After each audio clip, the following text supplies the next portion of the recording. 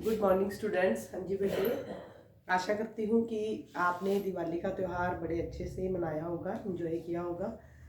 तो आज हम जो करने जा रहे हैं वो आज हम करेंगे अनुच्छेद लेखन। ये टॉपिक हमने पहले भी कर रखा है स्टार्टिंग में, लेकिन आज हम दोबारा से फिर इसको रिवाइज करने जा रहे हैं अनुच्छेद लेखन को। थोड़ा सा इसके अंदर मैंने यूट्यूब की वीडियो भी डाली है, आप उसको भी ध्यान से देख लेना ताकि आपको समझ आ जाए कि अनुच्छेद लेखन कैसे लिखना है। अनुच्छेद लेखन का मतलब तो यही होता है कि हमारे दिमाग में कोई भी विचार आया है उसके ऊपर आपने 10-12 पंक्तियाँ लिखनी है। जैसे मैं आपको दे दूँ, अब मतलब दिवाली पे आप लिखो तो दिवाली पे आप हम क्या क्या करते हैं वो चीज़ें आप उसके अंदर डाल दो तो वो आपका एक अनुच्छेद लेखन तैयार हो जाता है। सबसे पहले हम बात करेंगे कि अनुच्छेद लेखन लिखते टाइम हमें किन बातों का ध्यान रखना चाहिए। अनुच्छेद लेखन लिखते समय सबसे पहले तो अनुच्छेद एक ही पैरे में लिखा जाता है, एक ही उसका स्टैंजा होता है। उसको मतलब निबंध लेखन में फ़र्क होता है, निबंध लेखन में हम काफ़ी सारे स्टैंजा बनाते हैं लेकिन अनुच्छेद लेखन में एक ही पैरा होता है। दूसरा इसका पॉइंट्स है कि इसके जो वाक्य होते हैं वो क्रमबद्ध होने चाहिए, कि एक के बाद एक वाक्य आना चाहिए। ये नहीं कई बात कोई कहाँ से उठा ली और कोई कहाँ लिख दी, ये नहीं होना चाहिए।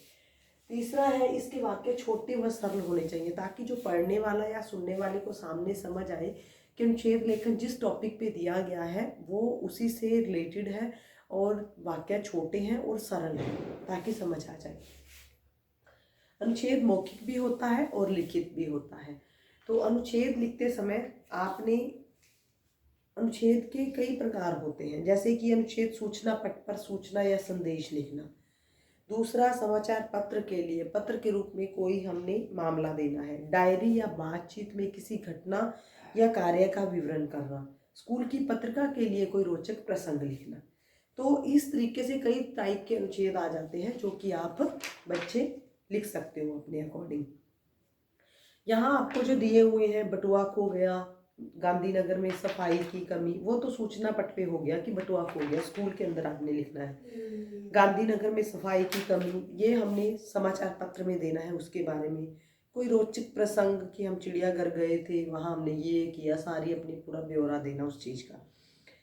या स्कूल में वार्षिक समारोह कैसा हुआ, परीक्षा भवन का दृश्य कैसा था। तो ये जो चीज़ें हैं ये अनुच्छेद के रूप में हम लिख सकते हैं। 80 to 100 वर्ड्स के अंदर बहुत अच्छे से लिख सकते हैं। तो आप बच्चों ने इस वीडियो को देखकर उसके बाद आपने दिवाली पर अनुच्छेद लिखना है। दिवाली पर जो अभी अभी निकली है तो आप उसके ऊपर बड़े अच्छे से अनुच्छेद लिख सकते हो। आशा करती हूँ कि आप अच्छे से लिखोगे, अपनी नोटबुक को कंप्लीट करके रखोगे। जो जो मैं काम दे रही हूँ आप सब बच्चों का कंप्लीट होना चाहिए। आपकी नोटबुक के ऊपर पूरा क्रमबद्ध होना चाहिए कि जो चीज़ मैं जैसे दे रही हूँ वैसे वैसे आनी चाहिए। तो आपका करेक्शन के लिए नोटबुक्स मंगवाई जाएंगी, तो आप सब बच्चे अपनी नोटबुक्स को कंप्लीट करके रखना ताकि उसकी हम इंटरनल असेसमेंट आराम से लगा सकें। धन्यवाद। अनुच्छेद लेखन। प्यारे बच्चों, आज मैं आपको अनुच्छेद लिखना सिखाऊंगी, लेकिन उससे पहले हम जान लेते हैं कि अनुच्छेद लेखन क्या होता है। अनुच्छेद लिखते समय किन बातों का ध्यान रखना चाहिए। किसी विषय पर मन में आने वाले भावों और विचारों को 8-10 वाक्यों में लिखना अनुच्छेद लेखन कहलाता है। अनुच्छेद लिखते समय ध्यान रखें कि सारी बातें क्रम से लिखी जाएं। भाषा सरल हो, वाक्य छोटे हों और किसी बात को दोहराया ना जाए।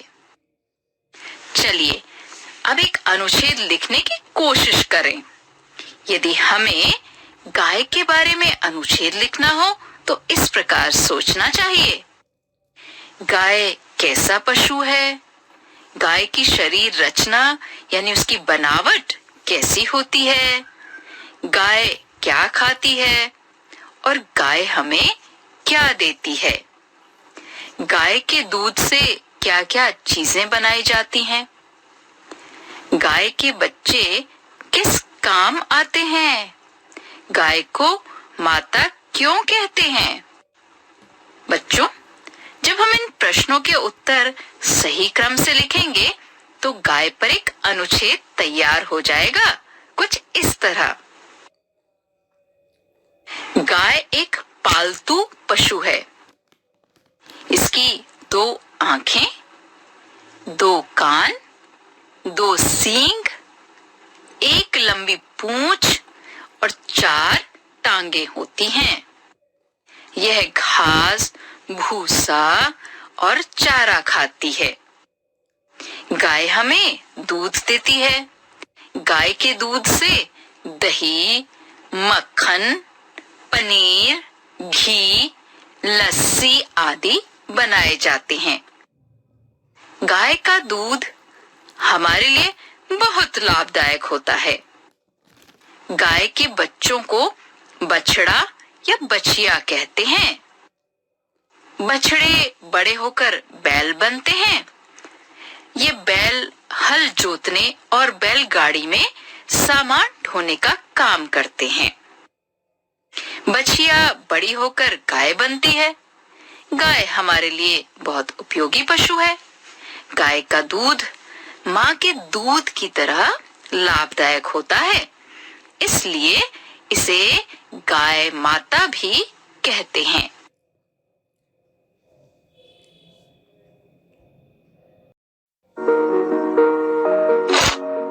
अनुच्छेद लेखन। बच्चों, इस मॉड्यूल में आप सीखेंगे कि अनुच्छेद लेखन किसे कहते हैं, अनुच्छेद लिखते समय किन बातों का ध्यान रखना चाहिए। आज तक ताजमहल सिर्फ चित्रों में ही देखते थे, लेकिन आज इसे देखकर मुझे अपनी आंखों पर विश्वास नहीं हो रहा। और रोज, तुम सही कह रही हो। पता है प्रशांत, ताजमहल विश्व के 7 आश्चर्यों में से एक है। आगरे का ताजमहल आज संपूर्ण विश्व का ताज बन गया है। यह भारतीय और विदेशियों के आकर्षण का केंद्र है। मुमताज महल मुगल काल की विख्यात महिलाओं में से एक थीं। मुमताज महल की मृत्यु से दुखी शाहजहां ने उसकी याद में ताजमहल बनवाया था। ताजमहल का निर्माण सन 1631 ईस्वी में उत्तर प्रदेश के प्रसिद्ध नगर आगरे में यमुना नदी के दाएं किनारे पर हुआ। सफेद संगमरमर राजपूताने की खानों से आया। इसे बनवाने में 20 वर्ष लगे और 20,000 मजदूरों ने काम किया। ताजमहल आगरा फोर्ट से 3 किलोमीटर दूर है। इसके विशाल द्वार के दोनों ओर सफेद पत्थरों पर कुरानों की आयतें लिखी हुई हैं। इसके बाद एक छोटा सा संग्रहालय है, जिसमें मुगल सम्राटों के अस्त्र शस्त्र और चित्र सुरक्षित रखे हुए हैं। मुख्य भवन के दोनों तरफ सुंदर वृक्षों की पंक्तियां और पानी के फव्वारे से सजे हुए जलकुंड हैं। ताजमहल के सफेद चबूतरों और चारों तरफ की दीवारों, 275 फुट ऊंचे विशाल गुंबद और छोटे छोटे अन्य गुंबदों से इसकी शोभा द्विगुणित हो जाती है। ताजमहल के बड़े गुंबद के नीचे इन 2 प्रेमियों की कब्रें हैं, लेकिन ये वास्तविक नहीं समझी जाती। वास्तविक समाधि नीचे तहखाने में है। समाधियों के बहुमूल्य पत्थरों पर सुंदर नक्काशी की हुई है। चारों तरफ संगमरमर की सुंदर जालियां हैं। समाधियां मोमबत्ती के प्रकाश की सहायता से दिखाई जाती हैं। सुगंधित धूप बत्तियों से वातावरण को महकाया जाता है। मुमताज महल की समाधि पर आयतें लिखी हुई हैं, लेकिन शाहजहां की समाधि पर नहीं। शरद पूर्णिमा की चांदनी रात में इस ताजमहल की शोभा अद्वितीय हो जाती है। यमुना के जल में इसका प्रतिबिंब देखने योग्य होता है। ताजमहल आज भी दर्शकों के आकर्षण का केंद्र बना हुआ है। भारतीयों के साथ विदेशी पर्यटक भी इसे देखने के लिए आते हैं। सौंदर्य की यह नन्ही दुनिया शाहजहां के प्रेम की अद्वितीय प्रतिमा है और अत्यधिक आश्चर्य की वस्तु है। रोज, अभी अभी तुमने जो ताजमहल के बारे में बताया है, वह अनुच्छेद का एक अच्छा उदाहरण है। अनुच्छेद? अनुच्छेद किसे कहते हैं? अनुच्छेद लेखन से अभिप्राय है किसी विषय से संबद्ध अपने विचारों को व्यक्त करना। इसमें कौशल प्राप्त करने के लिए अभ्यास की आवश्यकता होती है। अनुच्छेद लिखने के लिए इन मुख्य बातों की ओर विशेष ध्यान देना आवश्यक है। 1. सबसे पहले विषय को ध्यानपूर्वक समझ लेना चाहिए। सूक्ति, लोकोक्ति तथा कहावत पर भी अनुच्छेद लिखने के लिए दिया जाता है, अतः शीर्षक में निहित विचारों को समझाने की चेष्टा करनी चाहिए। 2. अनुच्छेद की भाषा शुद्ध तथा सटीक शब्दों से ओतप्रोत होनी चाहिए। 3. इसकी शैली इतनी प्रभावशाली होनी चाहिए कि कम से कम शब्दों में अधिक से अधिक सार गर्भित भाव तथा विचार निहित हों। 4. अनुच्छेद लेखन में केवल प्रतिपाद्य विषय पर ही ध्यान देना चाहिए। इधर उधर की बातों का उल्लेख निरर्थक माना जाता है। अप्रासंगिक बातों का उल्लेख अनुच्छेद के शब्द गठन एवं सौंदर्य को नष्ट कर देता है। 5. अनुच्छेद के वाक्य अंतर संबंध होने चाहिए। 6. भाषा का प्रयोग विषय के अनुरूप ही होना चाहिए। विचार प्रधान विषय में विचार एवं तर्क की तथा भावात्मक विषय में अनुभूति की प्रधानता होनी चाहिए। 7. भाव और भाषा की अभिव्यक्ति में स्पष्टता, मौलिकता और सहजता होनी चाहिए। अनुच्छेद में संपूर्णता होनी आवश्यक है। प्रशांत, अब मैं नियमों पर आधारित कुछ अनुच्छेद बताती हूँ। तुम बताना कि मैंने सही अनुच्छेद बताए हैं या नहीं। ठीक है रोज। मेरे जीवन की अविस्मरणीय घटना। संकेत बिंदु। भूमिका, चिड़िया के बच्चे का घायल अवस्था में मिलना। सेवा, सेवा से आनंद। उपसंहार, अब मैं 10वीं कक्षा में हूँ। माता पिता कहते हैं कि अब तुम बड़े हो गए हो। मैं भी कभी कभी सोचता हूँ कि क्या मैं वाकई बड़ा हो गया हूँ। मुझे अपने बीते दिनों की कुछ बातें आज भी स्मरण है जो मेरा मार्गदर्शन कर रही हैं। मेरे जीवन की एक घटना ऐसी है कि जिसे मैं आज भी स्मरण करके आनंद विभोर हो उठता हूँ। मैंने एक दिन देखा कि हमारे आंगन में लगे पेड़ के नीचे एक चिड़िया का मासूम सा बच्चा घायल अवस्था में पड़ा है। मैं उस मासूम को उठाकर अपने कमरे में ले आया।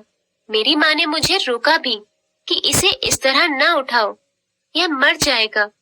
किंतु मेरा मन कहता था कि इस मासूम बच्चे को बचाया जा सकता है। मैंने उसे चम्मच से ठंडा पानी पिलाया।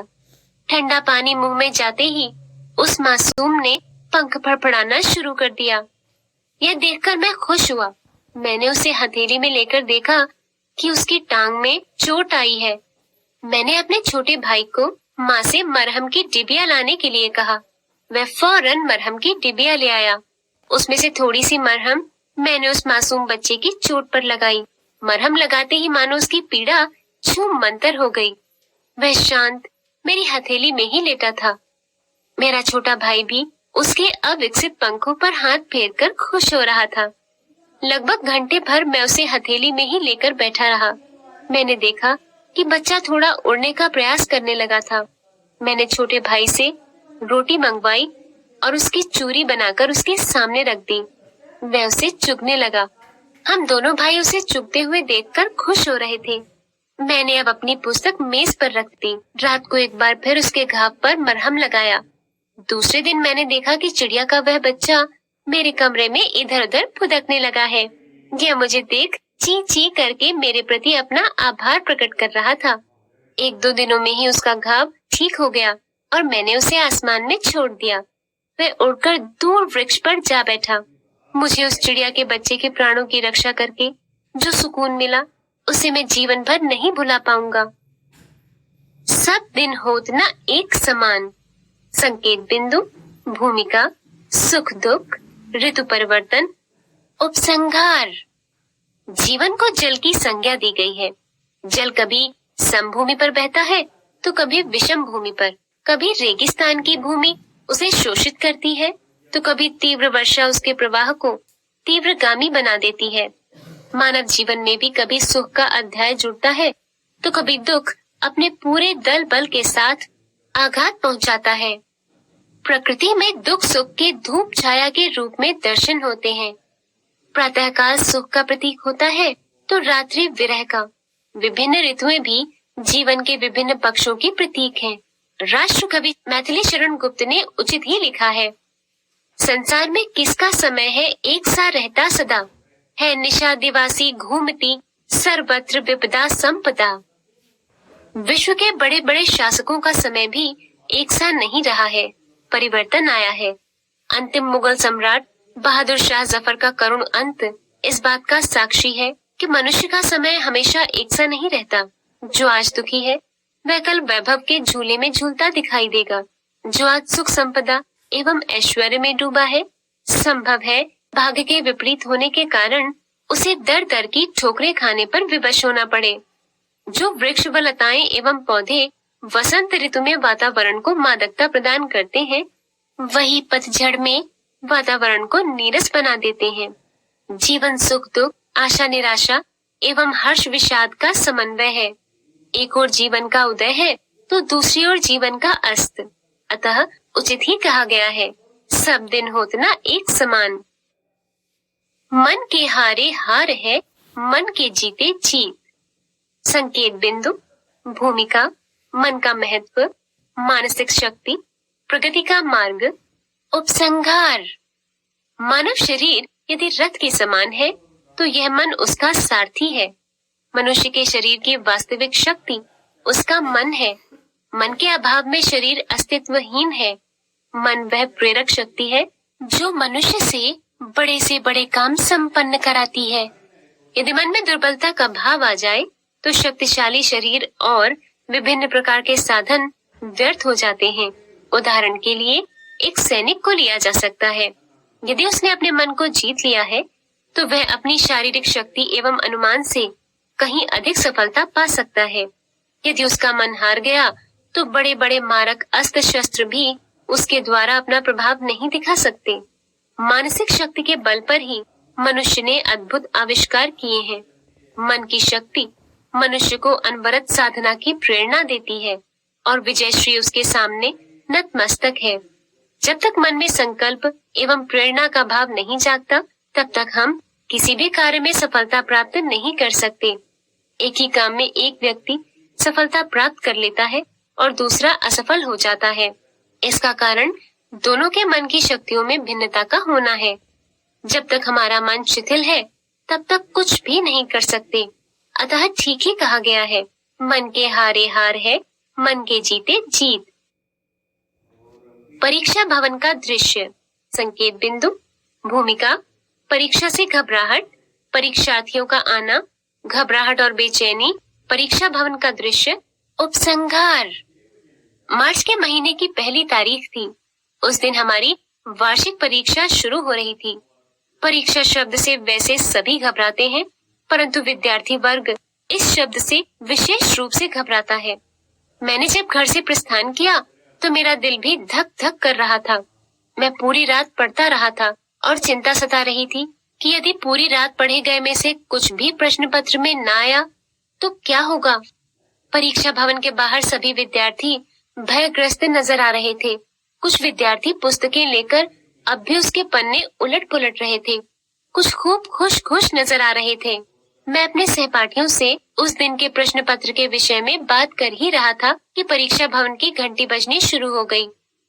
यह सूचना थी कि हमें परीक्षा भवन में प्रवेश कर जाना चाहिए। सभी विद्यार्थियों ने परीक्षा भवन में प्रवेश करना शुरू कर दिया। भीतर पहुंचकर हम सभी अपने अपने अनुक्रमांक के अनुसार अपनी अपनी सीट पर जाकर बैठ गए। थोड़ी ही देर में अध्यापकों द्वारा उत्तर पुस्तिकाएं बांट दी गईं और हमने उस पर अपना अपना अनुक्रमांक आदि लिखना आरंभ कर दिया। ठीक 9 बजते ही एक घंटी बजी और निरीक्षकों ने प्रश्न पत्र बांट दिए। मैंने प्रश्न पत्र पढ़ना शुरू किया। मेरी खुशी का कोई ठिकाना न था, क्योंकि प्रश्न पत्र के सभी प्रश्न मेरे पढ़े हुए प्रश्नों में से थे। मैंने हल किए जाने वाले प्रश्नों पर चिन्ह लगाए और कुछ क्षण तक यह सोचा कि कौन सा प्रश्न पहले हल करना चाहिए और फिर उत्तर लिखना आरंभ कर दिया। मैंने देखा कि कुछ विद्यार्थी अभी बैठे सोच ही रहे थे। शायद उनके पढ़े गए प्रश्नों में से कोई प्रश्न न आया हो। 3 घंटे तक मैं लिखता रहा। मैं खुश था कि उस दिन मेरा प्रश्न पत्र बहुत अच्छा हुआ था। रोज तुमने नियमों को ध्यान में रखकर बिल्कुल सही अनुच्छेद बताए हैं। अब आगे भी भरपूर अभ्यास करना। आओ अब ताजमहल देखते हैं। बिल्कुल प्रशांत। आइए दोहराएं। बच्चों, आज आपने सीखा कि अनुच्छेद लेखन से अभिप्राय है किसी विषय से संबद्ध अपने विचारों को व्यक्त करना। इसमें कौशल प्राप्त करने के लिए अभ्यास की आवश्यकता होती है। अनुच्छेद लिखते समय विषय का अवलोकन, शीर्षक, भाव, भाषा शैली आदि का विशेष ध्यान देना आवश्यक होता है।